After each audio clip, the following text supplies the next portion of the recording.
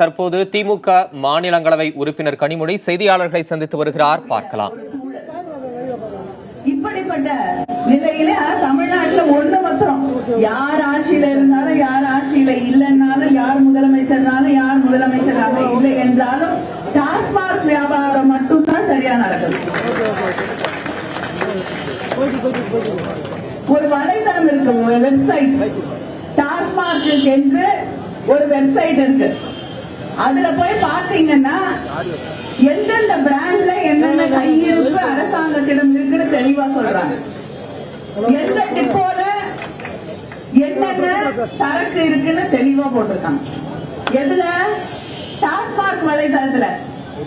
ஆனால் நீங்க இந்த கூட்டுறவுத்துறையில நமக்கு இந்த உணவுத்துறை அதற்கென்று ஒரு வலைதளம் இருக்கிறது.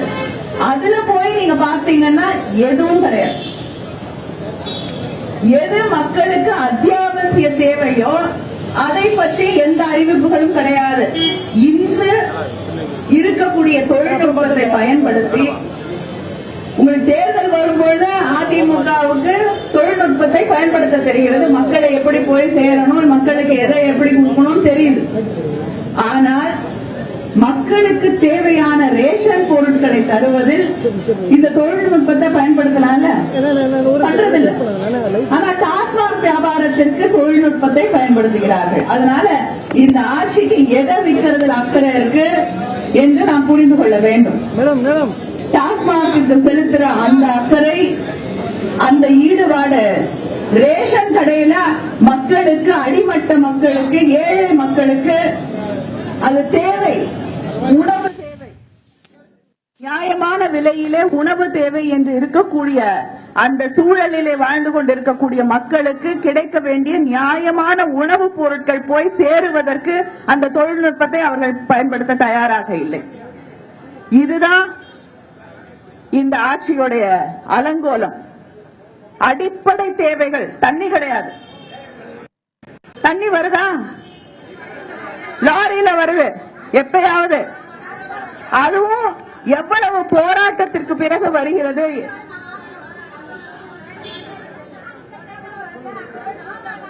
இப்படி ஆனா யார்கிட்ட போய் கேட்க முடியும்? அமைச்சர் கிட்ட போய் கேட்க முடியுமா? அவங்களுக்குள்ள யார் யார பாதுகாத்து வச்சுக்கிறதுங்கிறது தான் ஆட்சியில் இருக்கவங்களுக்கு கவலை. இந்த எம்எல்ஏ போயிட போறாரு, அந்த எம்எல்ஏ போயிட போறாருங்கிற பயத்துலதான் அவங்க ஆட்சி நடத்தி கொண்டிருக்கிறார்களே தவிர மக்களுக்கு சாப்பாடு வருதா இல்லையான்னு அவங்களுக்கு கவலை இல்லை. அவங்க கவலைப்பட்டதெல்லாம் கொண்டு போய் அடைச்சு வைத்திருந்தாங்களே எம்எல்ஏக்கள், அவங்களுக்கு சாப்பாடு போல, சாப்பாடு வரலன்னு கோச்சிட்டு போயிட போறாங்கன்னு பயம். இதுதான் இன்று நடைபெற்றுக் கொண்டிருக்கக்கூடிய ஆட்சி. இது உண்மையான முகம். ஆட்சியை தக்க வைத்துக் கொள்வதில்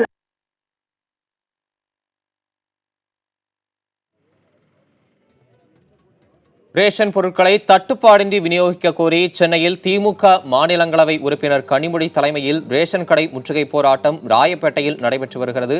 அந்த போராட்டத்தின் போது கனிமொழி பேசி வருகிறார். அதன் நேரலையை பார்த்துக் கொண்டிருக்கிறோம். அதிமுக அரசு மீது பல்வேறு குற்றச்சாட்டுகளை அவர் முன்வைத்திருக்கிறார். ரேஷன் பொருள் தட்டுப்பாட்டால் மக்கள் பாதிக்கப்பட்டிருப்பதாகவும் அவர் குறிப்பிட்டிருக்கிறார். இதன் விவரங்களை பின்னர் விரிவாக பார்க்கலாம்.